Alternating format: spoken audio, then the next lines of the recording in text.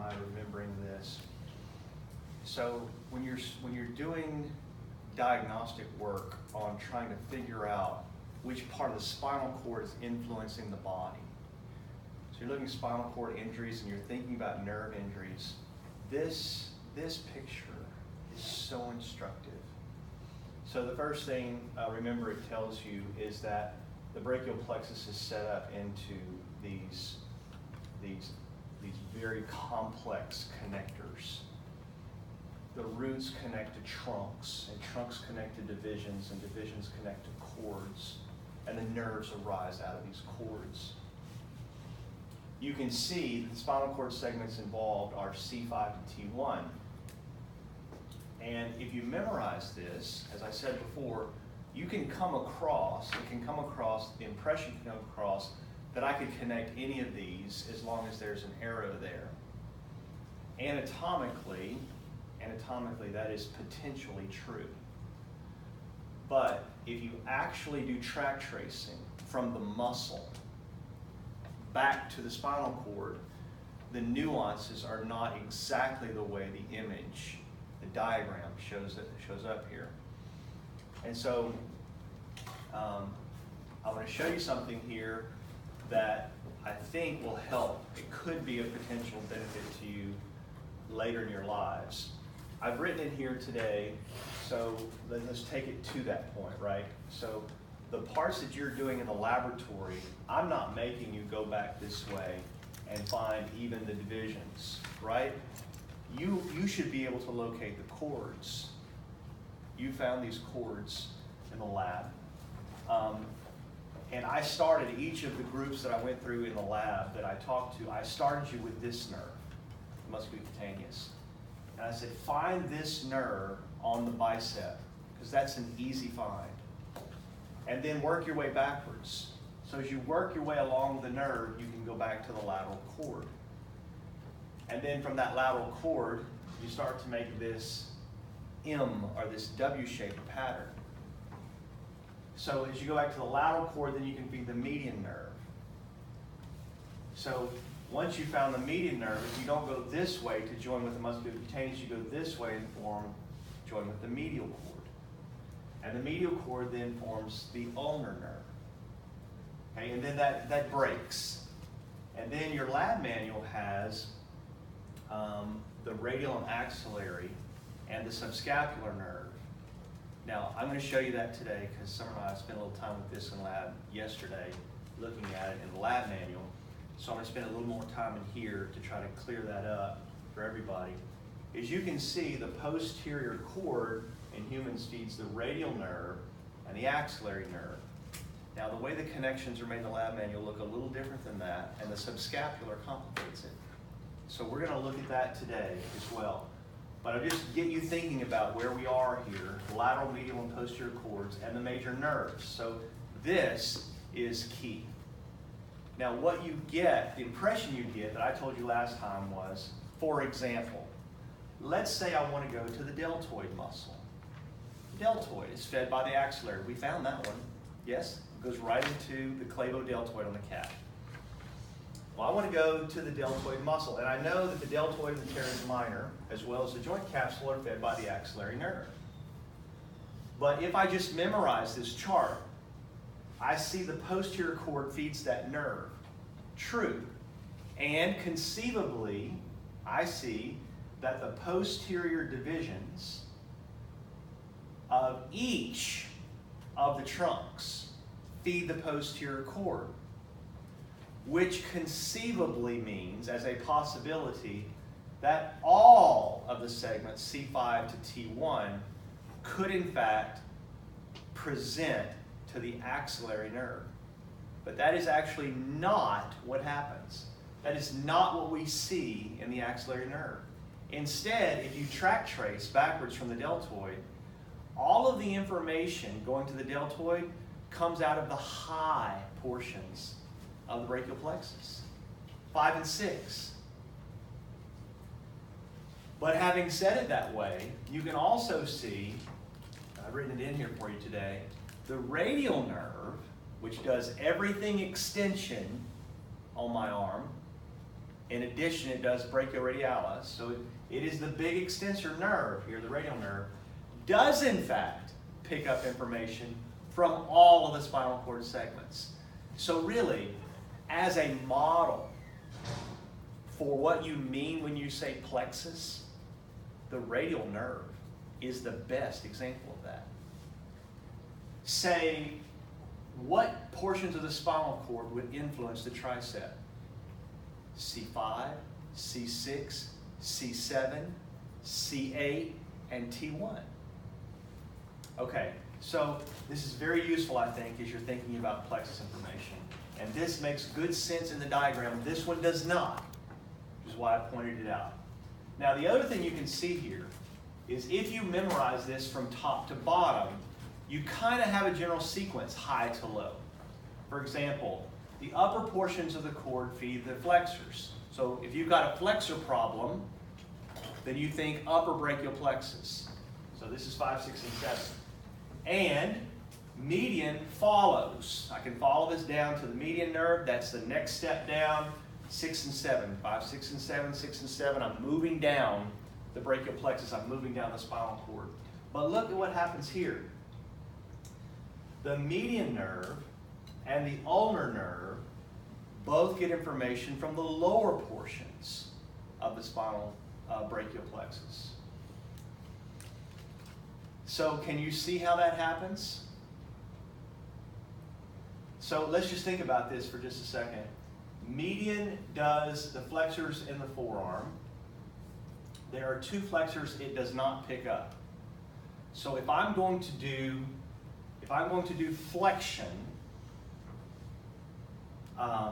in the forearm, flexion at the wrist with the flexors in my forearm, I'm thinking I will have to do that with either the median nerve or the ulnar nerve. I will have to do that with either the median nerve or the ulnar nerve. And that function, so follow me here, that function of flexion in the arm, that function of flexion in the forearm mirrors what we said about extension. Do you see it? So if the median nerve does in fact impact flexors, and the ulnar nerve impacts flexors, and that picks up C6, C7, C8, T1, C8, T1, what I just told you is extension and flexion pick up all of the brachial plexus spinal cord segments. You see the beauty of a brachial plexus here?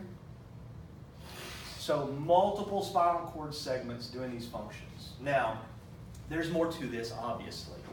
Okay, but I just want to give you a big, broad, painted picture here of what the brachial plexus actually can potentially do for you.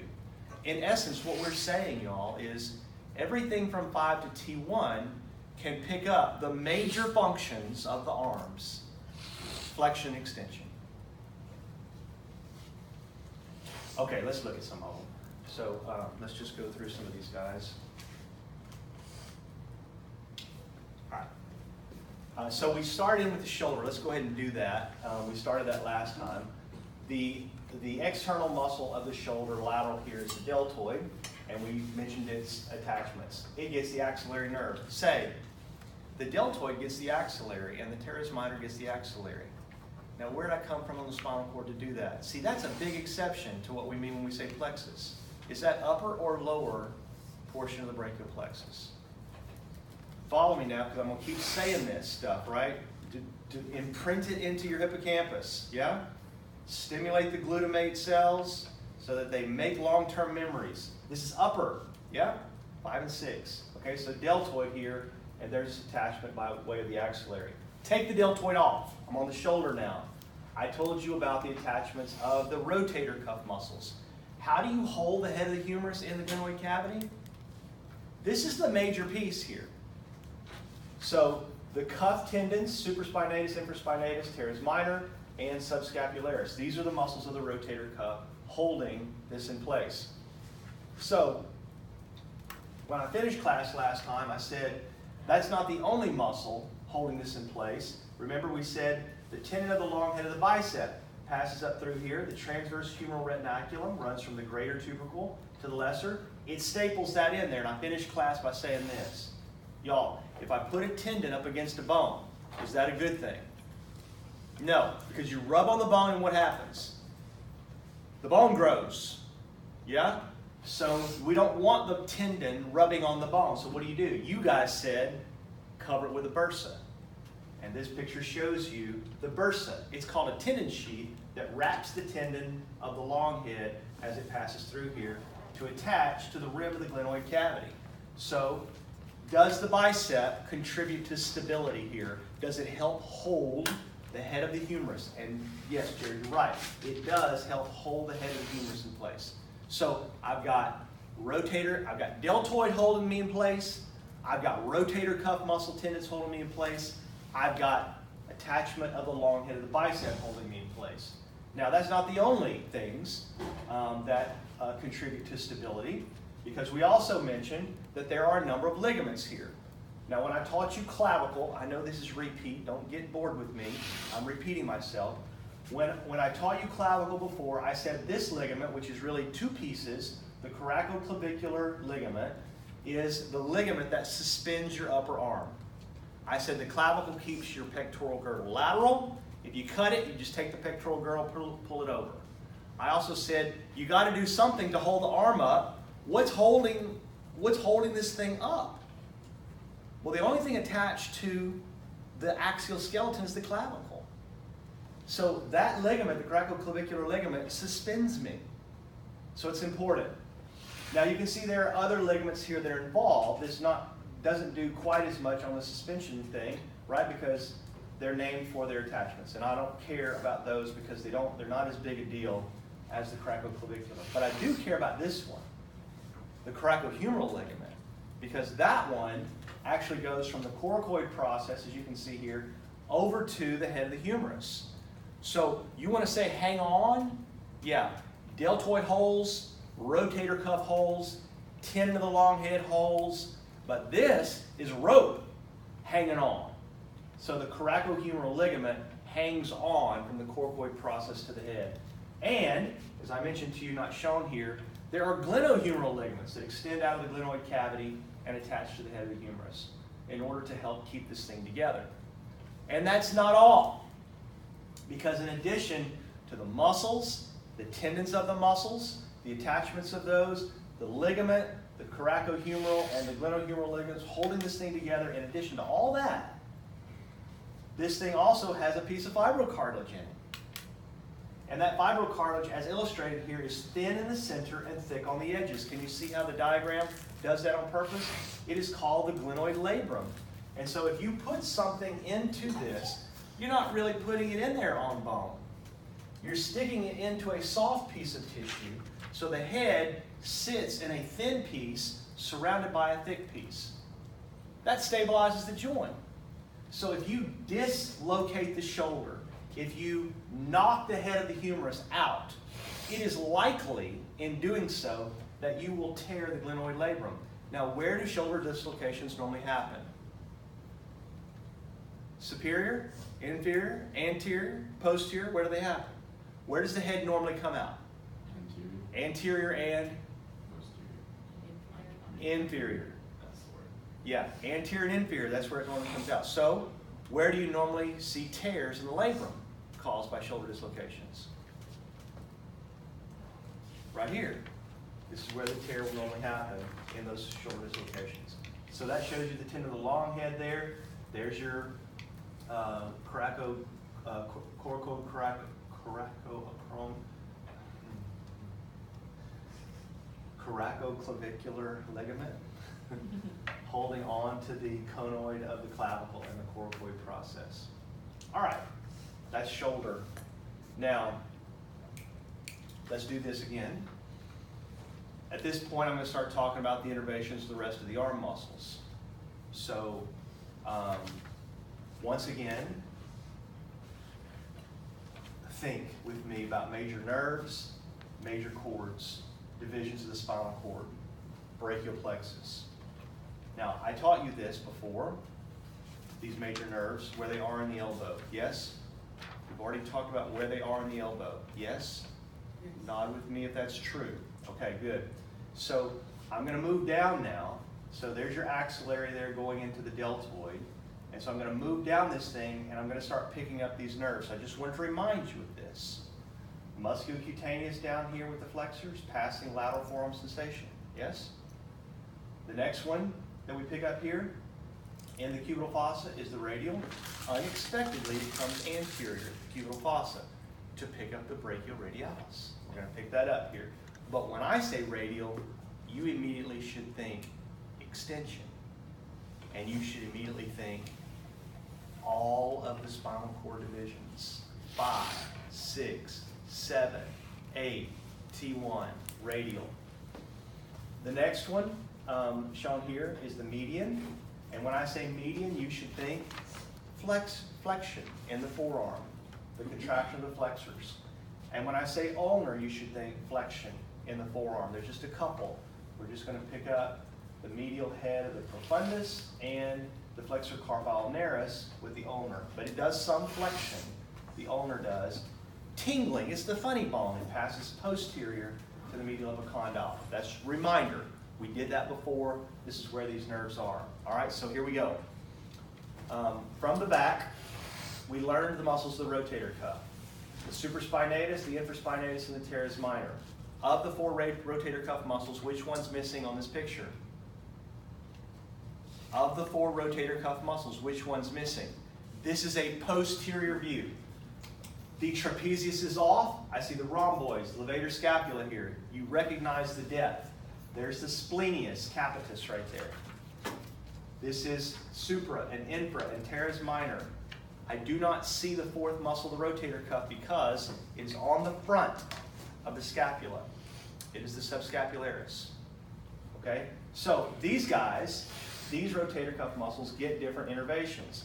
You can see the supra and infraspinatus, which are very close to one another, get the suprascapular nerve. Now, did you pick it up a minute ago? What picks up the teres minor? The teres minor is picked up by the axillary. Yeah? Did you pick it up a second ago? The axillary nerve. High on the brachial plexus. 5 and 6. Unusual. All the posterior cords feed, but the fibers actually come from high in the brachial plexus for axillary, deltoid and teres minor. Radial, all flexion. Okay, so the teres minor attaches to the lateral border of the scapula and to the greater tubercle, and it gets axillary, where this would get suprascapular. Now, I have shown you repeatedly now the axillary nerve. I've not shown you the suprascapular nerve. So here it is. The suprascapular nerve is, this nerve comes off of the upper trunk. So I don't have to learn, with suprascapular, I don't have to learn divisions, I don't have to learn divisions or cords or nerves. I've backed all the way up to the trunks. The suprascapular nerve comes off of the upper trunk to feed the supraspinatus and the infraspinatus. All right? The teres minor is axillary, and so remind them again, Wade. The axillary nerve looks like it gets all of the posterior divisions, and so that should be all the spinal cord segments, yes? But do all these green arrows apply to the radial? Yes. Do all those green arrows apply to the axillary? No, they do not. So the deltoid and the teres minor really get the posterior here from the upper trunk and C5, C6 divisions of the brachial plexus. Here's the one on the front. This was the subscapularis, and it gets the subscapular nerve. But I have not shown you the subscapular nerve. So here it is. The subscapular nerves, as you can see here, come off of the posterior cords. the subscapular nerves come off of the posterior cord. All right, so bit of detail, right? You've learned suprascapular now. You saw the dorsal scapular when we started in that division. So you learned dorsal scapular comes off 4 and 5. You've learned suprascapular comes off upper trunk, and now you're seeing subscapular come off the posterior divisions. The subscapular nerves feed the subscapular muscle. The only thing to remember here is it's a posterior division. All right? Here's the teres major, and I had it listed on the slide just a moment ago.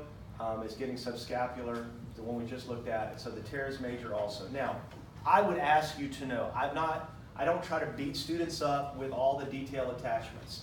So as long as you got supraspinous fossa, greater tubercle, infraspinous fossa, greater tubercle, lateral border of the scapula, greater tubercle.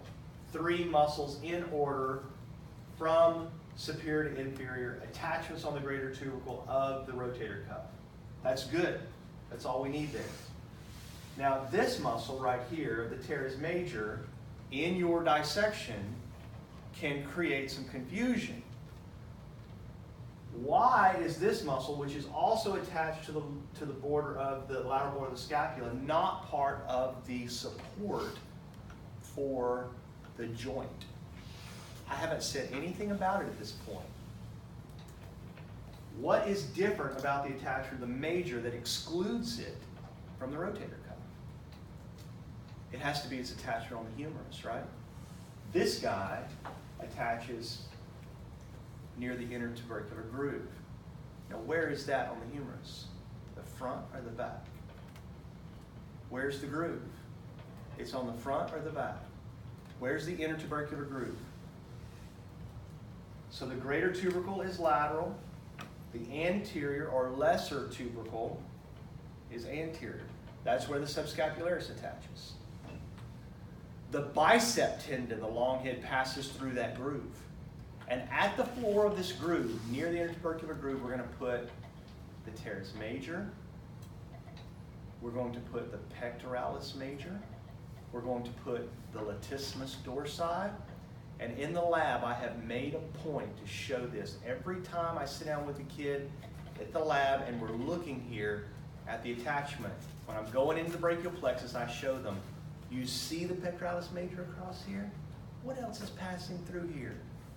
There's a very important spot there near the intertubercular groove. This one attaches on the inferior angle and lateral scapula. I put inferior angle because, look, this attachment is inferior to the minor. Okay? So if I said, what are the major muscles that move the scapula medial? You say rhomboids. If I say, what are the major muscles that are attached to the lateral scapula? You say the teres group. The rhomboid group on the middle group, on the medial side, the teres group on the lateral side. So there's all your rhomboids, minor and major. Here's your teres group, minor and major. You see it? The minor here, C7 and T1, and then T2 to T5 here. Minor and major for the rhomboids. Minor and major for the teres group. So the teres minor is on top of the major, the rhomboid minor is on top of the major. And so this guy's attached to the lateral border, this one's attached to the lateral border, but it's lower. It is at the inferior angle, the teres major. And it, like the subscapularis, is innervated by the subscapular nerve coming off the posterior cord. Subscapular off posterior cord gets teres major and subscapularis. All right, the bicep. We've done it a couple times already. You can see that the short head of the bicep goes to the coracoid process. That will be a lab test question. I'm going to have a piece of tape on the coracoid process. You're going to have to name some things that go here. So listen today as I teach them to you. Do you already know of an important ligament on the coracoid process? Yeah, the one that goes to the conoid tubercle of the clavicle to suspend your arm, right? That's an important location. The coracoid process is an attachment for the bicep. It's an attachment for another muscle I'm going to show you, the coracobrachialis. It's attachment for a chest muscle we're going to learn today, the pectoralis minor. In fact, by a show of hands in here, I know there's several of you. I had you take your finger and run it underneath the pectoralis major attachment on the humerus and feel the point, the peach-shaped rock on the front of the scapula. How many of you have done that with me? I know some or several of you. Kedra, Peyton. So y'all done this with me. You put your finger on that. That is an attachment that you learned in the lab of the pectoralis minor, right? And that's how you can tell the difference. I'm going to pin that on the lab test where that attachment is. I'm going to pin the minor as it's going to the coracoid. Because you can see so clearly the differentiation between major and minor there. The major comes across to the groove and the minor goes to the coracoid.